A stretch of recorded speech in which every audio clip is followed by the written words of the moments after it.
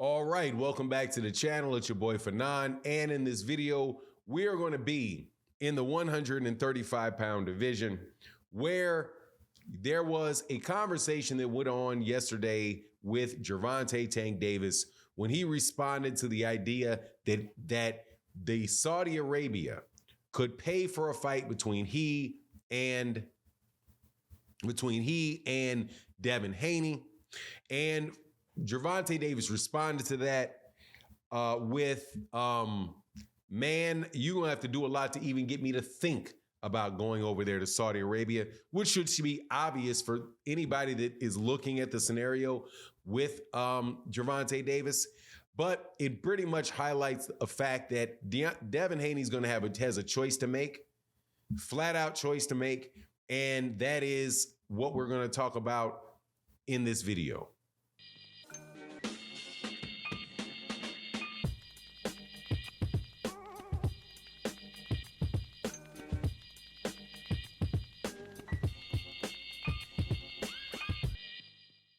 All right, welcome back to the channel. It's your boy Fanon, and in this video, we're going to be in the 135-pound division, and we're going to stay in the 135-pound division, where Gervonta Tank Davis is the WBA world champion. You have Shakur Stevenson, who is the WBC world champion, and those are the only champions that are in that division because Devin Haney left the weight class, went to 140, and those remaining belts, the IBF and the WBO, are currently vacant.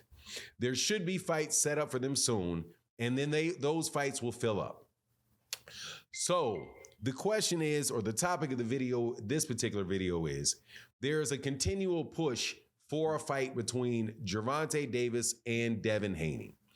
There's been many people that have come by the live streams, we've had really long conversations with it. But what happened yesterday with Gervonta Davis and the offer that was put out there, you know, not a formal offer, but just, hey, we would like to get Gervonta Davis to come to Saudi Arabia. We'd like to see the Devin Haney fight from a guy that obviously has a lot of money and a place that is very interested in putting on boxing matches. The response of Gervonta Davis tells you what the deal is, and it is no different than the deal has been for a while.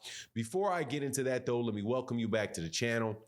If you're new to the channel, please accept my invitation to hit the subscribe button, hit the bell icon so you can be notified of when we release more videos.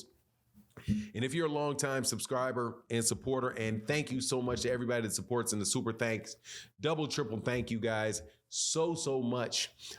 This particular video I'm going to dedicate to Ray Davis and Claymore Rain, who we've had debates with, heated debates, and definitely go check out Claymore Rain's channel about this particular topic. Ones which they keep taking L's on and will take L's on for as long as I know them. And it is the following.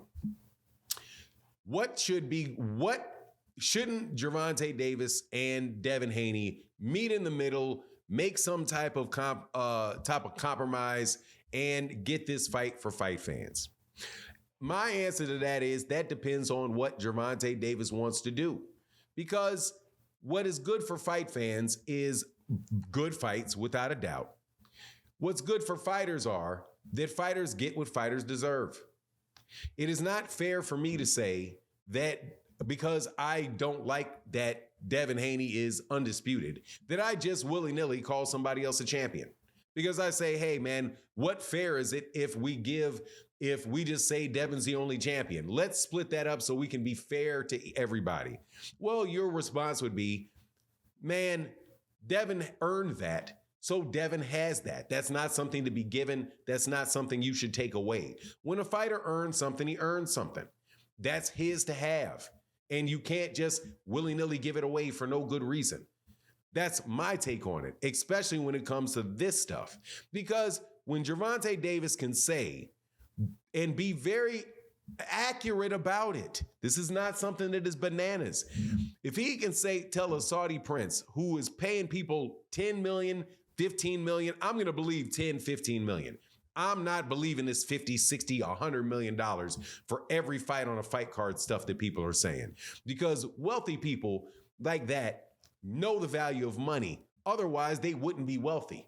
They're not stupid. And I think that the idea that a Saudi Arabian prince, just because their family is very wealthy, means that they're just going to throw money, extravagant amounts of money around for nothing, where they don't have to pay anywhere near that, to me seems to be a stereotype, and it seems to be an indirect insult to those specific people.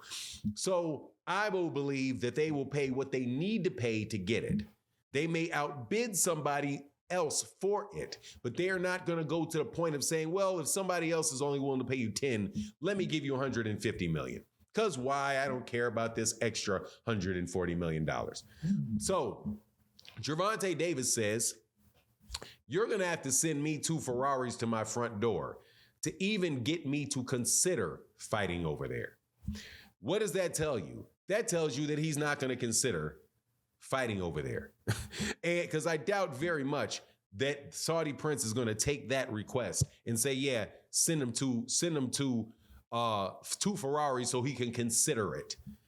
No, that's not going to happen. That is Gervonta Davis basically saying, man, I'm not really hearing that.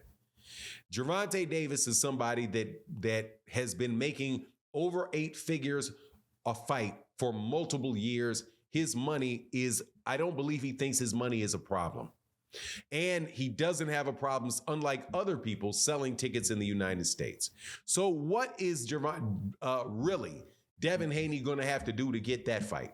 If Devin wants that fight, Devin is going to have to take the offer that comes from Gervonta Davis's team, and it's going to have to be it, period. However, when you say things like, I'm not fighting at 135, I'm not taking a rehydration clause, you're going to have to come up to 140 to me. I'll take 60%. I'll take 40%. Give us 40%, or I want exactly what Ryan Garcia got. All of those things are demands, quite honestly, that you're not in a position to make, because you've not earned the right to be in the position to make those demands. It's just what it is.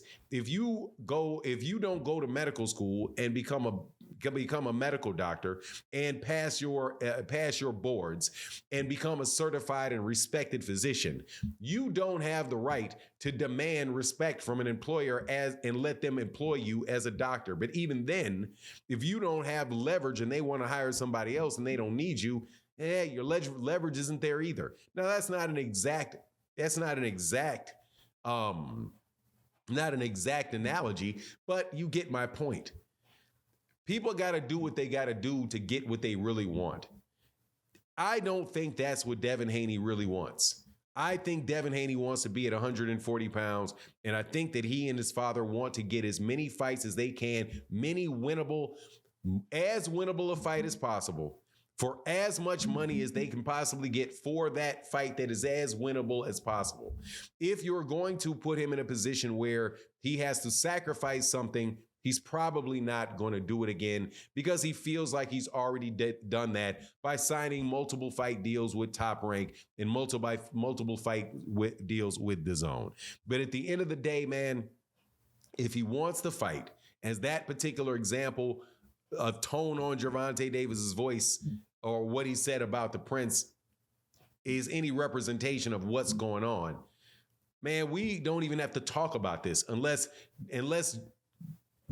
he's willing to take the offer. Now, whatever it is, if he gets it, he may not even get it. And I'm not saying that he will get it. When you go to 140 pounds, people may very well take their eyes off you and start looking at people in their own division and do the same thing that Devin is doing, which is trying to find the most winnable fights for the most money for those winnable fights is possible. And that's what a lot of fighters do. And that is what Devin's doing. And don't be surprised if Gervonta Davis does that and says, nah, I don't think I want to get into the ring with you at 170 pounds when I'm 145 pounds or whatever it is. That's my take on the matter. Please let me know what you think in the comment section. And with that, I'm out. Deuces.